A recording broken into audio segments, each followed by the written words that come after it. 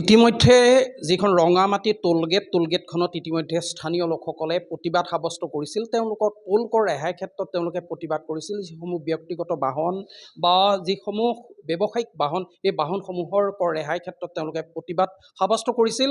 আৰু তাৰ প্ৰতিবাদৰ ফলশ্ৰুতিত কিন্তু স্থানীয় লোকসকলে এটা কথাই দাবী উত্থাপন কৰিছিল, মুখ্যমন্ত্ৰীগৰাকীৰ হস্তক্ষেপ দাবী কৰিছিল।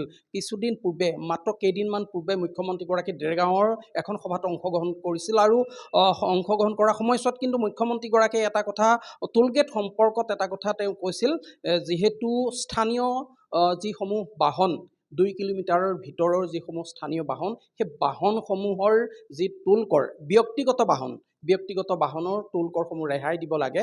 কিন্তু তাৰ পিছতে টোলগেট কৰ্তৃপক্ষই কিন্তু মুখ্যমন্ত্ৰীগৰাকীৰ যি ভাষ্য, সেই ভাষ্যৰ পিছতে কিন্তু টোলগেট কৰ্তৃপক্ষ কিন্তু ইতিমধ্যে তেওঁলোকে এই মুখ্যমন্ত্ৰীগৰাকীৰ যি ঘোষণাৰ পিছত তেওঁলোকে কিন্তু টোল কৰ 2 কিলোমিটাৰৰ ভিতৰত নোলোৱাৰ তেওঁলোকে সিদ্ধান্ত গ্ৰহণ কৰিছে। আৰু টোলগেট কৰ্তৃপক্ষৰ যিগৰাকী পৰিচালক আছে, পৰিচালকগৰাকীৰ পৰা জানিবলৈ চেষ্টা কৰিম।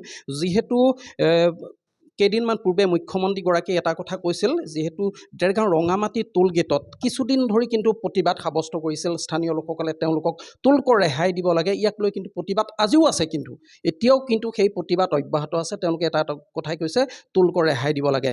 মুখ্যমন্ত্ৰীগৰাকীয়ে এটা কথা কৈছিল, 2 কিলোমিটাৰ ভিতৰৰ যিসমূহ বাহন আছে, স্থানীয় লোক আছে, তেওঁলোকৰ টোল কৰসমূহ ৰেহাই দিব লাগে। এই ক্ষেত্ৰত আপোনালোকে কেনেকুৱা ধৰণৰ সিদ্ধান্ত গ্ৰহণ কৰিছে, যিহেতু স্বয়ং মুখ্যমন্ত্ৰীগৰাকীয়ে ঘোষণা কৰিছে?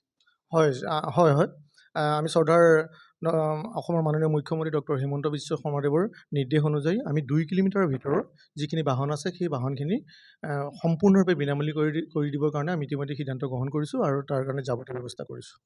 যিহেতু টোল কৰৰ ক্ষেত্ৰত স্থানীয় যিসমূহ ব্যৱসায়িক বাহন আছে, তেওঁলোকেও কিন্তু এটা কথা দাবী উত্থাপন কৰি আছে, তেওঁলোকৰ বাহনসমূহ ৰেহাই দিব লাগে। যিসমূহ টোলগেটৰ আশে পাশে স্থানীয় লোকৰ যিসমূহ ব্যৱসায়িক বাহন, এই ক্ষেত্ৰত আপোনালোকৰ কিবা নিৰ্দেশনা আহিছে নেকি?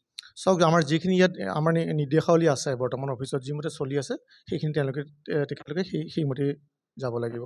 এটা কথা স্পষ্ট, যিহেতু কিছুদিন পূৰ্বলৈকে আপোনালোকে কিন্তু স্থানীয় যিসমূহ বাহনসমূহৰ কিন্তু কৰ সংগ্ৰহ কৰিছিল, কিন্তু মুখ্যমন্ত্ৰীয়ে ঘোষণাৰ পিছত কিন্তু আপোনালোক তৎপৰ হৈছে। চাওক, আমাৰ যিমতে নিৰ্দেশ আহে নিৰ্দেশাৱলী, মুখ্যমন্ত্ৰীয়ে যি নিৰ্দেশ দিছে সেই নিৰ্দেশ আমি আখৰে আখৰে পালন কৰিছোঁ। ধন্যবাদ। আজিৰ পৰা আপোনালোকৰ যিসমূহ স্থানীয় বাহন 2 কিলোমিটাৰ ভিতৰত স্থানীয় ব্যক্তিগত, চাওক, আজিৰ পৰা বুলি নহয়, তেখেতলোকে, মই কৈছোঁৱে, তেখেতলোকৰ যিখিনি ব্যক্তিগত বাহন আছে তাৰ RC আৰু আধাৰসমূহ আমাৰ অফিচত 28 তাৰিখৰ, ফেব্ৰুৱাৰী 28 তাৰিখৰ ভিতৰত জমা কৰিব লাগিব। আৰু সেইখিনি ভেৰিফিকেশ্যন কৰা হ'ব, কাৰণ কোনখিনি মানুহ 2 কিলোমিটাৰ ভিতৰত আছে সেইখিনিতো আমি জানিব লাগিব। তাৰ কাৰণে ভেৰিফিকেশ্যনৰ দৰকাৰ। গতিকে 28 তাৰিখলৈকে তেওঁলোকে পূৰ্বৰ নিয়মমতেই যাব। আপোনালোকে বিনামূলীয়া, তাৰপিছত তেওঁলোকক আমি এখন বিনামূলীয়া প্ৰৱেশপত্ৰ দিম আৰু তেওঁলোক যাব পাৰিব। যদি স্থানীয় লোকৰ বাহিৰে, যদি বাহিৰৰ পৰা যদি দেৰগাঁৱত স্থানীয় হিচাপে থাকে, 2 কিলোমিটাৰ ভিতৰত থকা বাহিৰৰ ব্যক্তিৰ ক্ষেত্ৰত তেনেকুৱা আপোনালোকৰ স্থানীয় মানে কি আৰু, স্থানীয় মানে তেখেতৰ যিটো আধাৰ কাৰ্ডে প্ৰমাণ কৰিব তেখেত স্থানীয় হয় নহয়। গতিকে তেখেতে বাহিৰৰ মানুহ এজন ইয়াত থাকিলে আমি কেনেকৈ স্থানীয় ক'ম? সেইকাৰণে আমি তেওঁলোকৰ আধাৰ কাৰ্ডৰখিনি ভেৰিফিকেশ্যন কৰাৰ ব্যৱস্থা কৰিছোঁ। যে RC আৰু আধাৰৰ মিল থাকিব লাগিব। যিজন ব্যক্তিৰ নামত গাড়ীখনৰ RCখন থাকে, সেই ব্যক্তিজনৰ আধাৰখন 2 কিলোমিটাৰ ভিতৰত হ'ব লাগিব।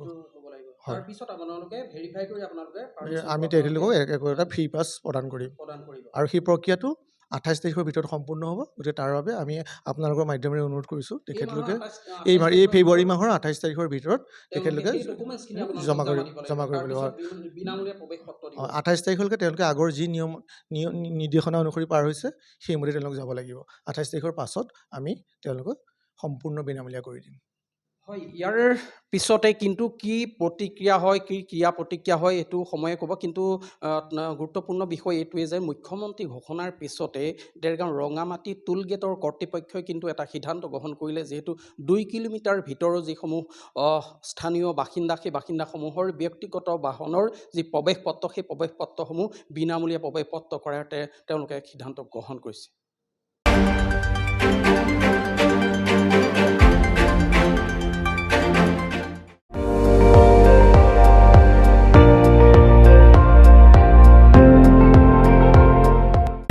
আপুনি চাই আছে ND24, সৰ্বশ্ৰেষ্ঠ নহয়, সৰ্বোত্তমৰ দৌৰ।